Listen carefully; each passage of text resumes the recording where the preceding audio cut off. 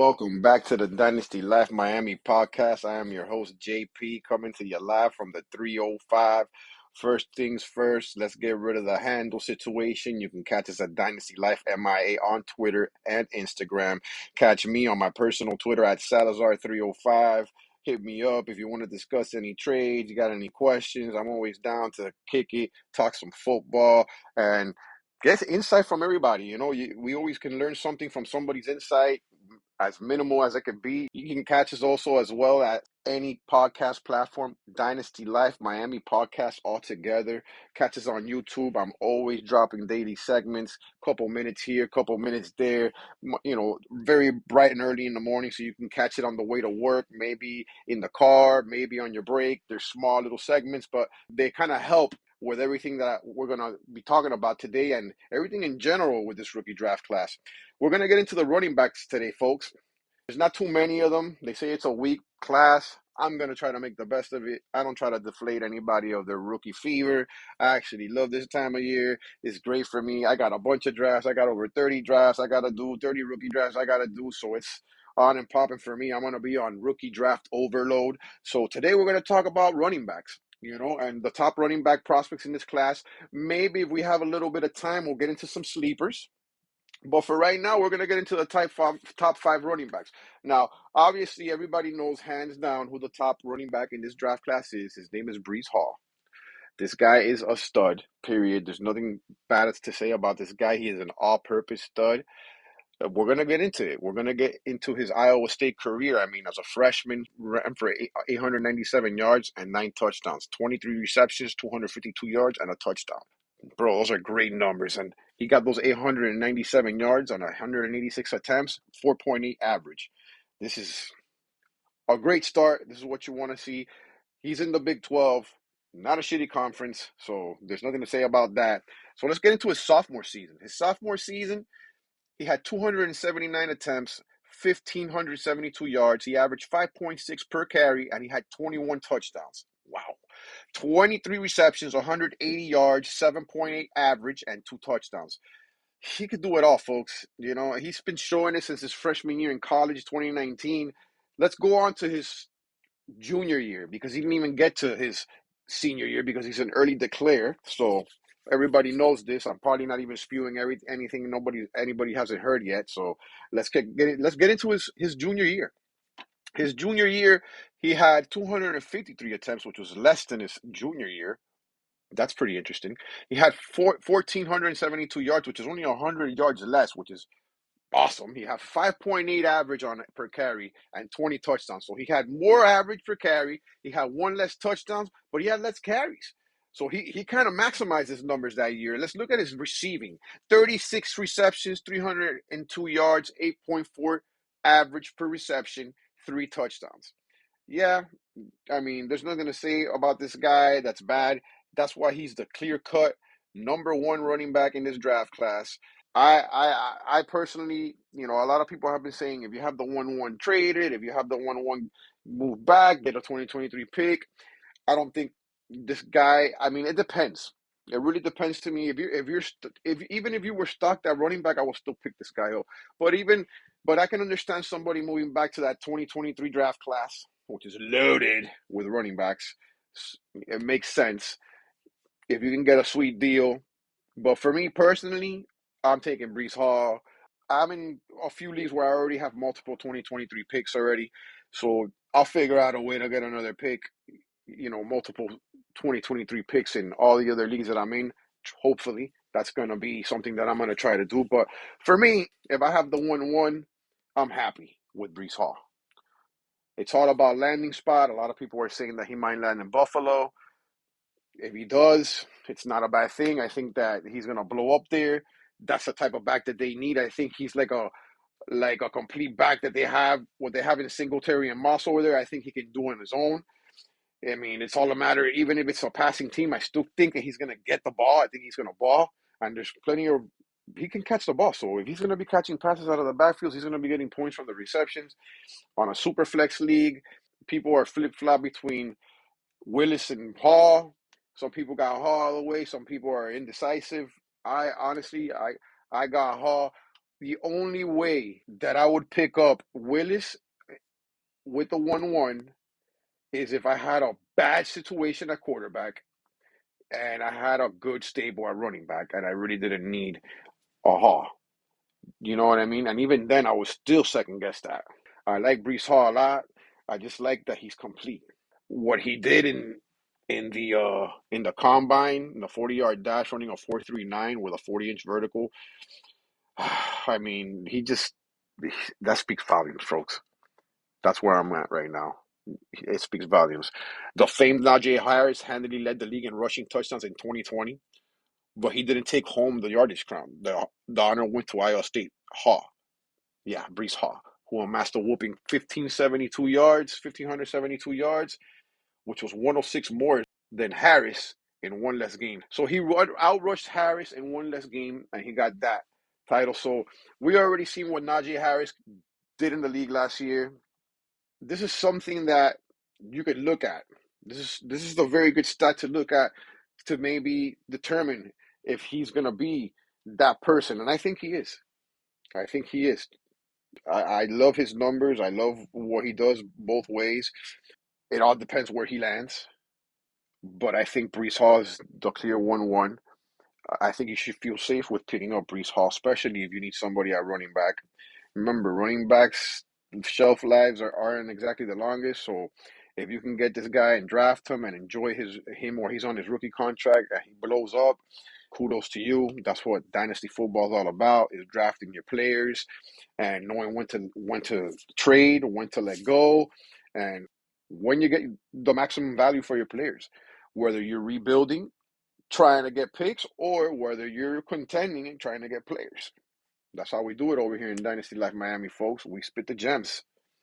So now that we've gone through Brees Hall, we're gonna get into the next running back, Kenneth Walker.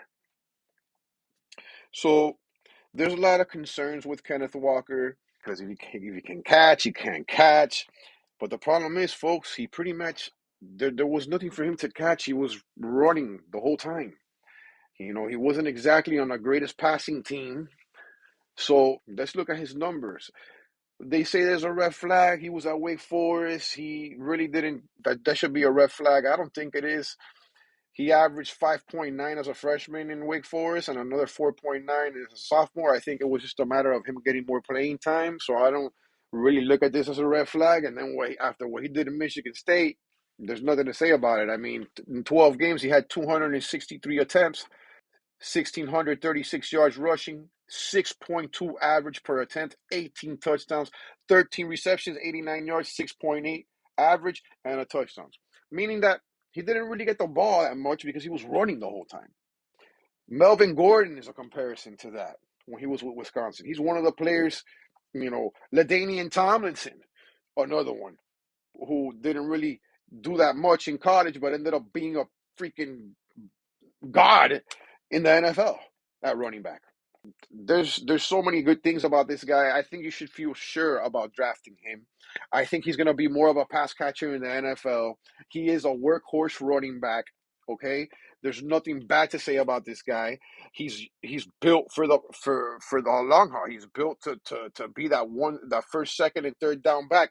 Even though he doesn't carry that receiving, pedigree from college. I think it's all a matter of where he lands, and I think they're going to use him immediately because he's a workhorse. He's huge.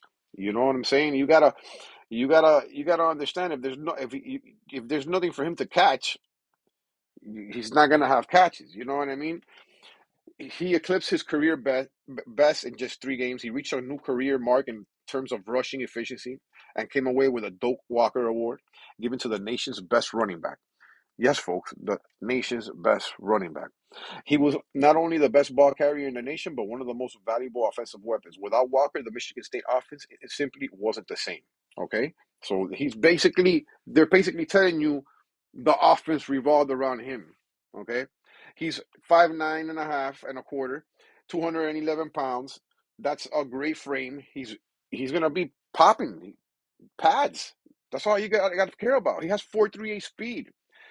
He has the dynamic ability to clear the whole field with spry, explosive with his initial cutbacks in the backfield. He can divert course with suddenness. He gears up quickly after cuts and attacks open space with decisiveness. This guy is a heavy dual load running back.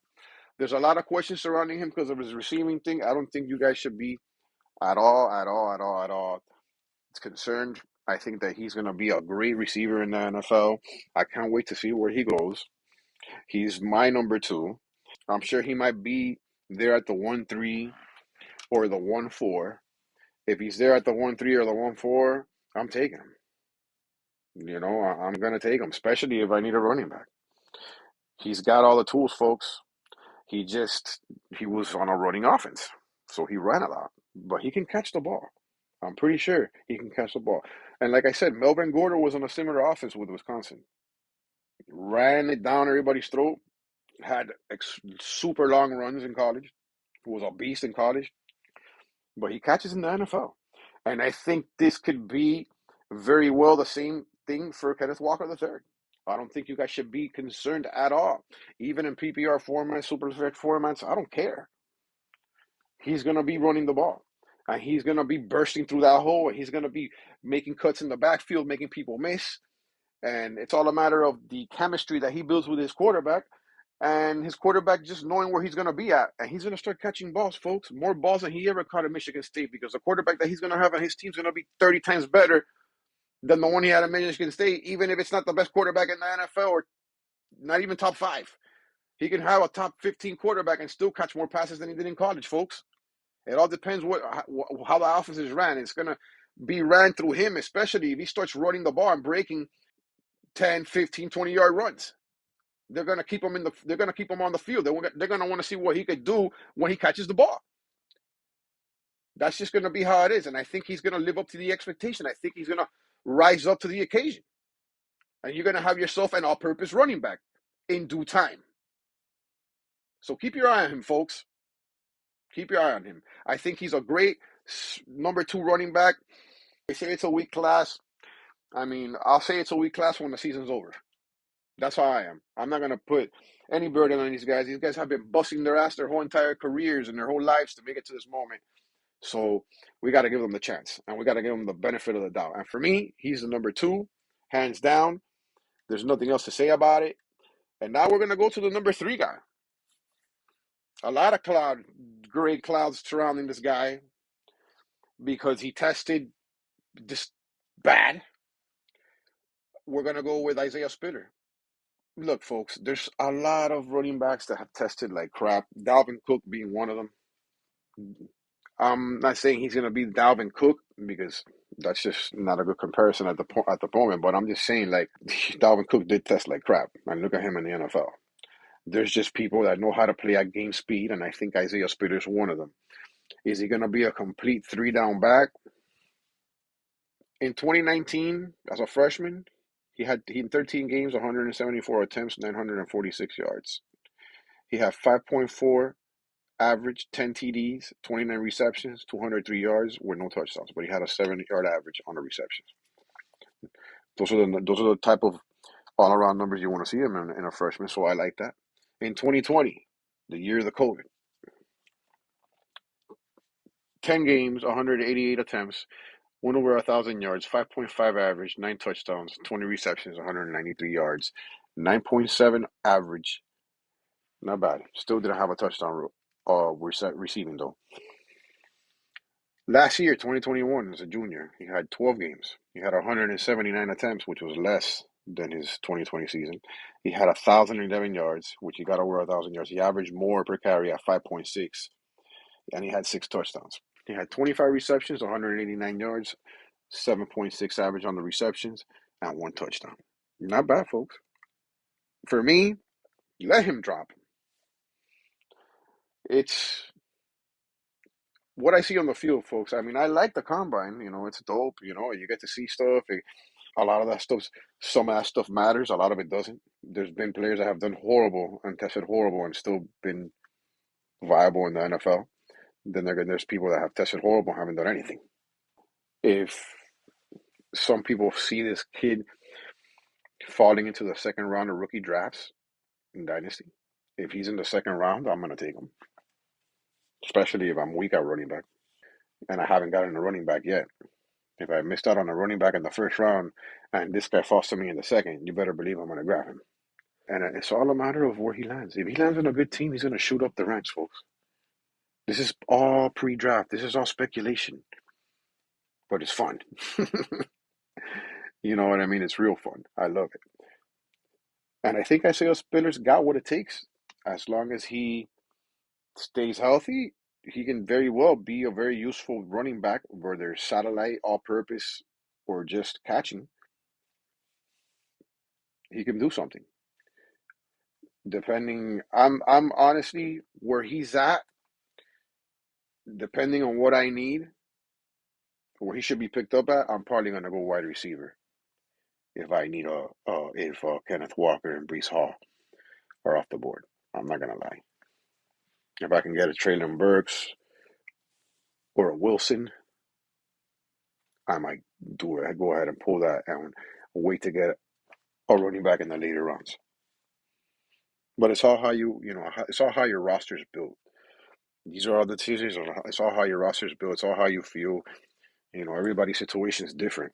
But there's a lot of bad speculation around him right now, as in Spiller. And if he falls to me in the second round on any rookie draft, I'm picking him up because he's an NFL team's gonna know how to use him, folks. So we gotta wait and stick around to see what happens. But I like Spiller. I like Spiller a lot, and he has the tools to be a great satellite back, great all-purpose back if he can stay healthy. It's all a matter of how he does when he gets to the NFL, and like I said, who he gets drafted by. If he gets drafted by a team that needs him, you're gonna see him shoot up the boards. You better believe that. You better believe it. A lot of people might saying that he might drop to the third round of the NFL draft. I can see it happening, maybe even the fourth because of how he tested. But I think if a team picks him up in the third, late third, or the fourth round in the NFL draft, they might have a tremendous gem and a tremendous steal. Because, like I said, they're going to know how to use him. If they're drafting him, it's because they're going to use him, especially in the third or fourth round. And they're getting picked up there. It's kind of disappointing, but he's playing with a chip on his shoulder, I bet, there. And he's got something to prove at that point. So he's going to play with want, he's going to play with need, and he's going to want to show everybody that he's got what it takes.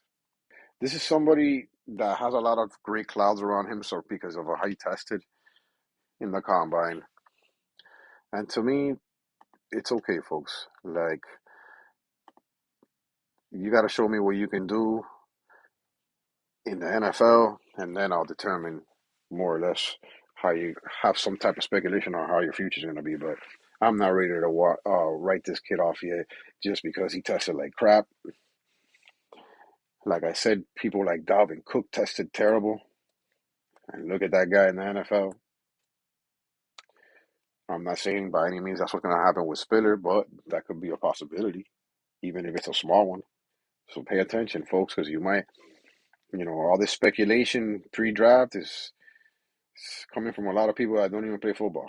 So, in saying that, I think he trains well in the off season, does what he has to do. He gets picked up by a team that needs him, and I think he's going to do good, bearing any setback or injury. I think he might do good. I think we might hear his name in the NFL more than people think. People need to start taking that into consideration, folks, because Isaiah Spiller might have tested terrible, but that doesn't mean that he's going to be a bad football player automatically. So let's talk about the next running back, Rashad White. Had a good Senior Bowl. After his Senior Bowl, he shot up the ranks. He has a great build. He was flying under the radar. He was at the Pac-12. He had a good Senior Bowl, like I said, so that's when he started making some noise. He had a good last season with the Arizona Sun Devils. He's a smooth running back. He can make cuts. He's very physical, and he's shown the agility when needed to make the runs that he has to make.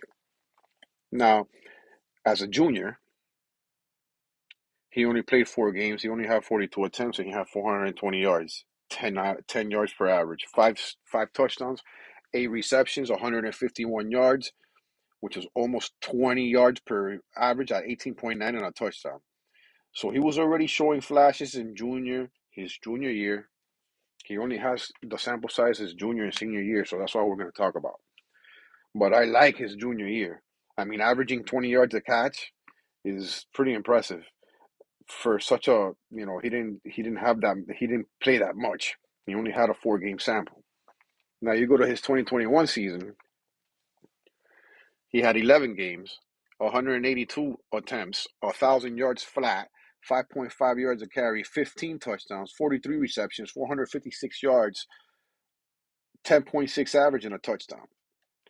This is another guy that you want to keep your eyes on. He can very well translate to be a great running back in the NFL. He has the tools. He's an all-purpose back, and he has he has what it takes, folks. He has what it takes. I like him. Like I said, if he gets drafted by a team that needs him, he may very well shoot up the boards too. It all depends where these guys land. I'm not ready to write any of these guys off. Of course, there's going to be people saying things to bring you down on certain players. If he's there and you need a running back, pick him up. He's an all-purpose stud. He can catch the ball. He averaged 20 yards almost per catch his freshman year. His junior year, which is fantastic. He can catch the ball. He can run it. He can make people miss. Rashad White, folks, he had a great, great Senior Bowl. And I think he's not getting the credit he deserves. I really don't think he's getting the credit he deserves. All right. So now we're going to go on to the next guy, Brian Robinson. Here's when we start getting into the sleepers. He rushed for 170 yards against Ole Miss and had 4 touchdowns in that game, folks. He's a force to be reckoned with at 6'1", 226 pounds. I think he has the build. He played on a good team. He's a good downhill runner. He has great vision. He has very patient feet behind the line of scrimmage, which is something that you want to see, especially in the NFL when you got to run behind blockers. He's a very durable running back, probably the most durable out of these guys, in my opinion. He can take hits. He's a downhill runner. Brian Robinson Jr., folks, from Alabama. For me, one of the sleeper running backs. But I want to get into some other running backs right now, which I should have gotten before here. We're going to go ahead and talk about James Cook from Georgia. Just the fact alone that he's Dalvin Cook's little brother and he has that pedigree. And right now, I'm pretty sure his off-season workouts are pretty much based on NFL workouts because I'm pretty sure he's working out with his brother. If he's not working out with his brother, he's working out with people that are going to get him into the shape that his brother's in. I love this guy. He scored more touchdowns than Zamir White. He had more receptions than Zamir White. I like Zamir White as well. Zamir White, I've even heard, might be the first running back off the board in this NFL draft. As crazy as it sounds, I've heard it. He's a power runner. He's good too. They had a great backfield. They just shared the backfield, and who knows at this point who has a better career. I'm willing to put it on Cook just because he's got the NFL pedigree. Bearing injury, but Zamir White's no slouch, folks. So people have Zamir White. Some people have Zamir White in front of Cook. Some people got Cook in front of Zamir White. Flip flop, whatever, which way you have them, it doesn't bother me because they're both good in my eyes. I like them both. I just like the receiving and the touchdowns out of the backfield for James Cook long term and all purpose wise in the NFL. But Zamir White can very be the same. He's a power runner, and they're both really good. Another running back that I want to talk about is Pierce, Damian Pierce from Florida. Now, you might say, oh, he doesn't have no sample size, he's not no stats, whatever. But hear me out, folks. This is in the later rounds. You might want to give this guy a shot. He was sharing the ball with 3 other running backs. his coach was running a terrible offense, which was just like, I wouldn't say terrible. I would just say he wasn't really giving the running back that had the hot hand a chance. It was just a rotation, a forced rotation. To me, that's not necessarily a bad thing. That means he has tread on the tires. He can be a maybe a huge back end piece at the end of the season for you, depending on what team he lands. And that's what you need sometimes, folks. Sometimes your front runner horses get injured like right in the worst time in the season, and you go into the season and playoff time with all some of your studs on the bench because you can't start them or in the IR, and you need somebody to put those points up. And he might land in that situation. I think he might land in that situation. It's all a matter of where he lands. But like Brian Robinson, if he lands in the right spot, who knows? But for me, I have it right now. I like Brees Hall, Kenneth Walker. I like Rashad White. I got Spiller. I got Cook. I got Zamir White. I got Brian Robinson. For right now, that's what I have because those are the ones that I talked about. But in that order, I think it's what I have. I like those seven. There's more sleepers, but I'm talking about people that you're gonna pick up anywhere from first to the third rounds. Once you get into a fourth, it's really a dart throw. Even at the end of the third, it's still really a dart throw. But like I said, if you have the 1-1, don't be hesitant to pull the trigger on Brees Hall. If you got the 1-3 or the 1-4, don't be hesitant to pull the trigger on Kenneth Walker. Those to me are your can't miss ones. And like I said, right now that's the order I have them in. But come draft day, depending on where they all go, the order that they get drafted in, all that matters, folks. Everything's gonna be a scramble. But as of right now, I like Hall, Kenneth Walker, Rashad White, Spiller, Cook, Zamir White, and Brian Robinson Jr. I like those guys, and I feel okay drafting those guys. And you should too. You should too, folks. Well, that's it. Another episode of Dynasty Life Miami podcast. I am your host, JP. Make sure you hit us up on Twitter, Dynasty Life MIA, on Instagram, Dynasty Life MIA, wherever you stream your podcast is Dynasty Life Miami podcast all together. Make sure you subscribe to the YouTube channel, hit like, subscribe to the channel, share with your folks. If you have a chat, share it with your guys. Make sure they subscribe too. You know what I'm saying? We're only growing organically, you know what I mean, by the day. Make sure you leave a comment on the YouTube channel. If you have any questions about anything on Twitter, hit me up at Salazar305, which is my personal, or at Dynasty Life MIA. I'm always checking them out. Just wait, because next show we have wide receivers, folks. And this is a deep wide receiver class. Super deep.